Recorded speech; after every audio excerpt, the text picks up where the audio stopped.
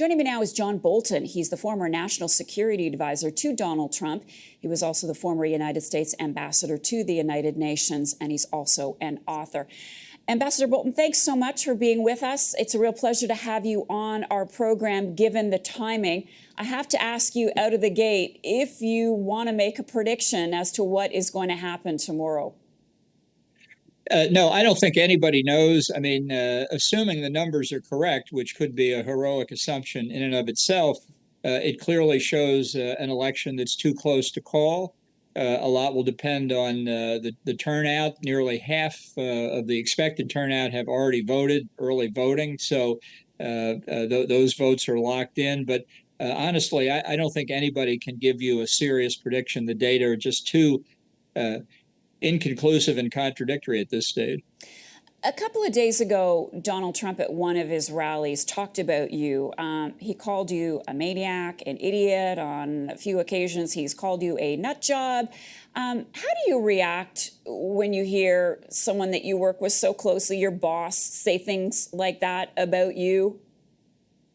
Well, I think taken in the context of the way he addresses anybody who disagrees with him, it's an indication of the sort of juvenile level at which he approaches the job. He doesn't have a philosophy. He doesn't deal with policy in the sense that we normally describe what happens in government. It's all about Donald Trump, and if you agree with him, that's fine. If you don't agree with him, that's not fine, and it becomes very personal.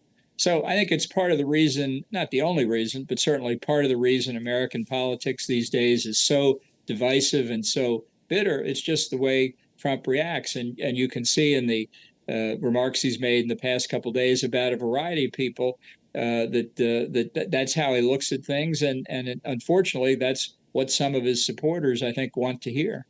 And when you watch him and you listen to the words that he uses, and lately it seems that he is even outdoing himself. What do you think of his mental cognition? I mean, compared to the person that you work so closely with, do you think that there has been some decline in the former president? Well, this may come as a shock, but the way he's behaving today publicly is the way he behaved in the Oval Office when there were just a few of us in there with him.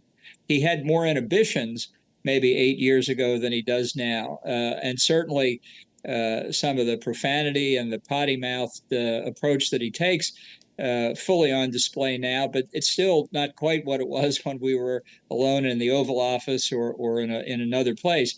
And I think now people just see basically what I and obviously everybody else who worked for him closely saw all the time. I think this is part of the demonstration why he's not fit to be president. It's not a personality problem. It's a lack of character and a lack of capability. You have stated publicly that you believe he will declare victory. What would that mean, and what would that look like?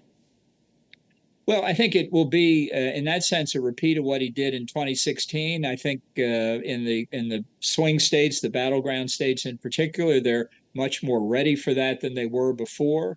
In the states where there are Republican governors, which aren't too many of them, but even where there are Democratic governors, I think a lot of this is they can foresee now what they're going to have to go through, and people are obviously concerned about it. This is not the normal way in American politics.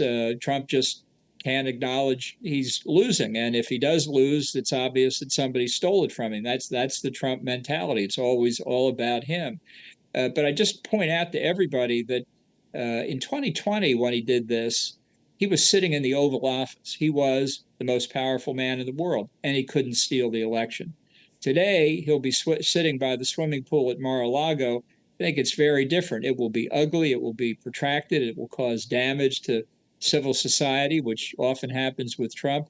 But I think you have to be realistic about the threat, and we'll see. It'll be testing, but I don't think Trump represents an existential threat to the United States way of life. I just think that's overheated.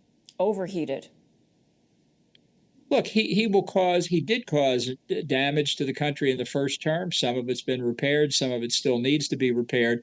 But there's a difference between a president being not so great on the one hand and being an existential threat on the other. You can be in the middle and be very bad, but not life-threatening. But are there guardrails around him as there were in the past? Well, I think there will be fewer in the sense that he will not have people around him who are anything other than totally personally loyal to him as opposed to the Constitution. But remember, the reason a system of separated powers was created by our framers was to make sure that to do what was humanly possible anyway, to make sure that no one could take complete control. The judiciary remains independent. Congress will be pretty closely divided between the two parties, Yeah. And we'll see what happens. Trump has tried to distance himself from Project 2025, but do you believe him? Do you think that this is his roadmap for the future of the United States? I'll bet a small amount of money on this proposition. He doesn't have the faintest idea what's in Project 2025 and doesn't care because it's not about Donald Trump. What he will do on any given day is what he thinks advantages Donald Trump. That's what not having a philosophy means, not doing policy. People will push things at him, but he'll look at it through the prism of how does this benefit me? He hasn't read Project 2025, and if he's elected, he won't. Have you voted? I have not. I believe in voting on Election Day. I'm going to vote tomorrow in person. And have you decided who you're going to vote for? Well, I'm not going to vote for Trump or Harris because I don't think either one of them are fit to be president. I'm going to write in the name of a conservative Republican, which is what you can do in Maryland, where I live. I haven't yet. I voted for Dick Cheney in 2020, but since Dick is now going to vote for Kamala Harris, I think I need to find somebody else to vote for, and I'll decide before tomorrow. Isn't that a waste, though, of your democratic right? I live in Maryland. The polls show Biden will carry Maryland by a margin of 33 points. Sorry, Freudian slip. So my vote really doesn't matter in that sense. I obviously I acknowledge it's a protest vote. I mean, I've been thinking for a while about voting for Ronald Reagan. Why not? He's a real conservative Republican, and maybe there's reincarnation or resurrection. Who can tell? John Bolton, again, appreciate your time with us. John is the former national security advisor to Donald Trump. Ambassador Bolton, appreciate your thoughts being shared with us this morning. CTV News Channel will have special coverage on election night, led by our chief anchor and senior editor, Omar Sachedina, beginning at 7 o'clock Eastern Time.